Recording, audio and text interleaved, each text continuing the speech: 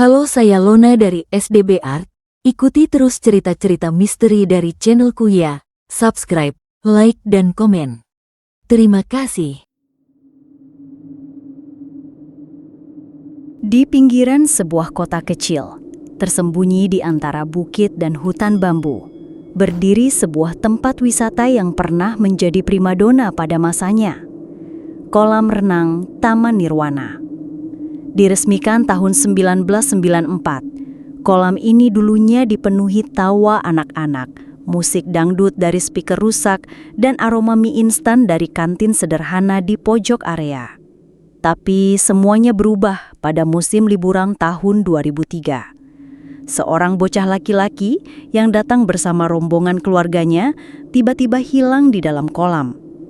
Tubuhnya tak pernah ditemukan, padahal kolam itu dangkal dan jernih. Setelah kejadian itu, tragedi serupa terjadi 3 kali berturut-turut. Anak-anak hilang, tanpa jejak, tanpa percikan air, seolah ditelan dasar kolam. Pihak pengelola mencoba menyembunyikan kejadian-kejadian itu, tapi bisik-bisik warga semakin keras, terutama dari para penjaga malam yang mengaku sering mendengar suara tawa bocah di tengah malam. Suara itu menggema dari dalam kolam kosong. Kadang ada percikan air, padahal tak ada siapa-siapa. Beberapa tahun kemudian, kolam itu resmi ditutup. Ditinggalkan begitu saja. Dindingnya retak, ubinnya mengelupas, dan lumut merayap seperti tangan-tangan tua dari dalam tanah. Tapi rumor tetap beredar. Ada yang bilang kolam itu dibangun di atas bekas mata air keramat. Ada juga yang percaya bahwa pengelola awalnya menggunakan penglaris agar kolam selalu ramai. Namun yang datang bukan hanya manusia. Tahun 2024, seorang investor muda membeli lahan itu dan merenovasi kolam. Ia ingin menghidupkan nostalgia, menjadikan tempat itu viral kembali. Promosi gencar dilakukan, dan kolam dibuka kembali. Ribuan pengunjung datang di minggu pertama.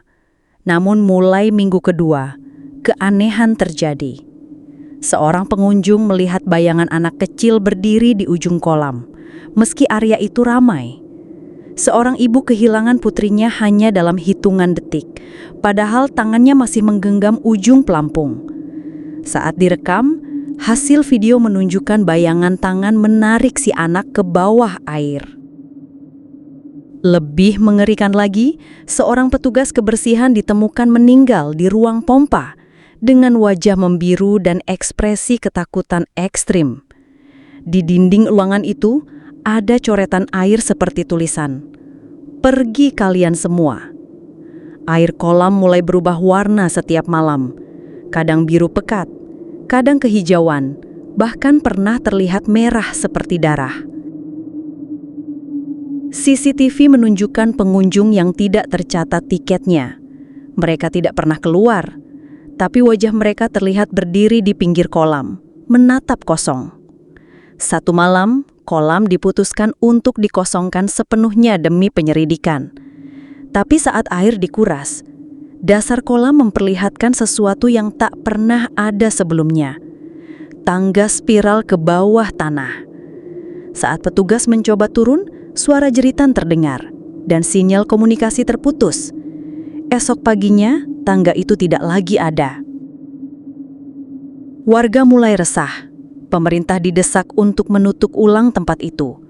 Tapi investor berkisiras melanjutkan operasional. Ia percaya ada energi di kolam itu yang bisa dimanfaatkan untuk menarik perhatian dunia. Di minggu keempat, puncak teror terjadi. Pengunjung memenuhi kolam di acara malam hari bertema renang di bawah bulan purnama. Musik mengalun, lampu sorot menari, tapi di tengah keramaian, satu persatu lampu padam, air bergolak, dan teriakan demi teriakan memenuhi udara. Kolam itu menelan semuanya. Esoknya, tempat itu sepi. Tidak ada yang tahu pasti berapa yang hilang. Media dilarang meliput. Tapi rekaman drone dari seseorang yang iseng terbangkan kamera menunjukkan pemandangan mengerikan. Puluhan wajah pucat mengambung di dasar kolam. Kolam renang Taman Nirwana kini ditinggalkan lagi. Tapi saat malam tiba, suara air tetap terdengar. Dan siapapun yang lewat, disarankan untuk tidak menatap air terlalu lama.